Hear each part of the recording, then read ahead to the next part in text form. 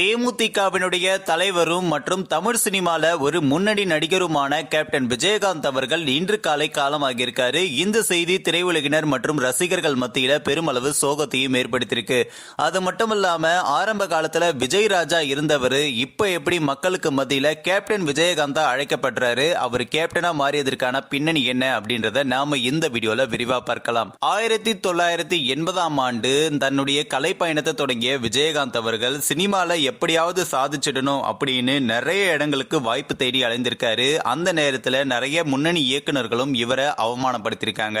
அப்படிதான் பாத்தீங்கன்னா இவர் இப்போ வரைக்கும் மக்களுக்கு மத்தியில கேப்டன் விஜயகாந்த் அழைக்கப்படுறாரு. ஆரம்ப காலத்துல இவருடைய பெயர் விஜய் ராஜா தான் இருந்திருக்கு. தன்னுடைய கலை பயணத்தை தொடங்கிய இவர் முதல் முறையா பார்த்தீங்கன்னா இனிக்கும் இளமை அப்படின்ற படத்தின் மூலியமா சினிமா துறையில அறிமுகமாகிறாரு.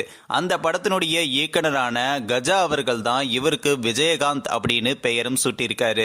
காரணம் என்னன்னா இவர் இண்டஸ்ட்ரிக்குள்ள வரும்பொழுது ஏற்கனவே சினிமா துறையில விஜயராஜ் அப்படின்னு சொல்லக்கூடிய பெயர்ல வேற ஒரு நடிகரும் இருந்திருக்காரு. இவருக்கு விஜயகாந்த்னு பெயர் சூட்டினதுமே நிறைய இயக்குனர்கள் இவரை விமர்சிச்சிருக்காங்க. அதாவது ஏற்கனவே ரஜினிகாந்த்னு ஒருத்தர் இருக்காரு, இவர் விஜயகாந்த் அப்படின்னு சொல்லிட்டு. இதற்கு பதிலளித்த விஜயகாந்த் அவர்கள் 1986ஆம் ஆண்டு தனியார் பத்திரிகைக்கு ஒன்று கொடுத்த பேட்டியில, அதாவது என்ன அந்த நேரத்தில் விமர்சிச்ச எல்லா இயக்குனர்களுமே இப்போ என்னை வச்சு நிறைய படங்களை தொடர்ந்து இயக்க போறாங்க, அந்த அளவுக்கு நான் முன்னேறி இருக்கேன்றதை நினைக்கும் போது சந்தோஷமா இருக்கு அப்படின்ற மாதிரியும் சொல்லியிருக்காரு. இப்படி சினிமா துறையில அடுத்தடுத்த கட்டத்துக்கு முன்னேறியவர் 2009ஆம் ஆண்டு வரைக்கும் கிட்டத்தட்ட 152 படங்கள்ல நடிச்சிருக்காரு. அது மட்டும் இல்லாம விஜய் ராஜா இருந்தவர் கேப்டன் விஜயகாந்த்னு மக்களால செல்லமா அழைக்கப்படுறதுக்கான காரணம் அவருடைய நடிப்புல வெளிவந்த கேப்டன் பிரபாகரன் படம் தான். இந்த படம் அவருடைய 100வது படமும் கூட. இந்த படத்திற்கு பிறகு அவரை எல்லாருமே கேப்டன் விஜயகாந்த் அப்படின்னு செல்லமா அழைக்கவும் பட்டாரு. இப்படி தொடர்ந்து நிறைய படங்கள்ல நடிச்சிட்டு வந்த இவர் அப்போ முன்னணி நடிகர்களாக இருந்த கமலஹாசன், ரஜினிகாந்த் போன்றோருக்கு பெரும் போட்டியாகவும் இருந்தாரு. அது மட்டுமல்லாம இன்னைக்கு நிறைய ரசிகர்களுக்கு மத்தியில அப்படி பிரபலமாக இருக்கக்கூடிய நடிகர் விஜய் அவர்களுடைய ஆரம்ப காலத்துல இவருடைய உதவி பெரிய அளவுல இருந்திருக்கு அப்படின்னு அவருடைய தந்தையுமான எஸ். ஏ. சந்திரசேகரும் நிறைய இடங்கள்ல சொல்லியிருக்காரு.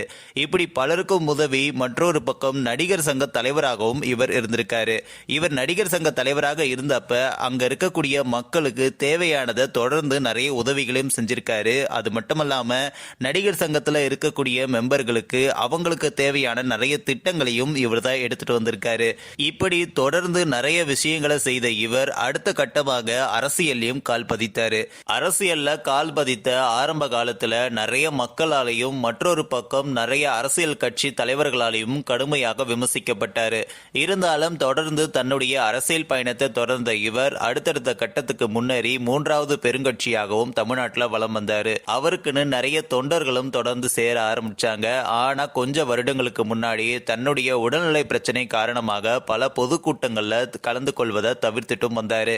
அப்படிதான் கொஞ்ச நாட்களுக்கு முன்னாடி அவருக்கு உடல்நிலையில நுரையீரல்ல பிரச்சனை இருப்பதாக மருத்துவர்கள் சொன்னதனால அவர் மருத்துவமனையில அனுமதிக்கப்பட்டு சிகிச்சை பெற்று வந்தாரு.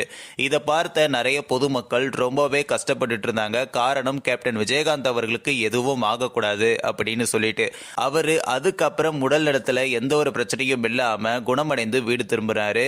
ஆனா இப்போ 2 நாட்களுக்கு முன்பு அவருக்கு திரும்பவும் உடல்நிலையில பிரச்சனை இருப்பதாக கருதி அவரை மருத்துவமனையில அனுமதித்திருந்தாங்க. ஆனா இவருக்கு நுரையீரல்ல அழற்சி காரணமாக வென்டிலேட்டர் மூலியமா சிகிச்சை அளிக்கப்பட்டும் வந்தது. இன்னைக்கு காலையில இவருக்கு சிகிச்சை பலனின்றி உயிரிழந்திருக்காரு.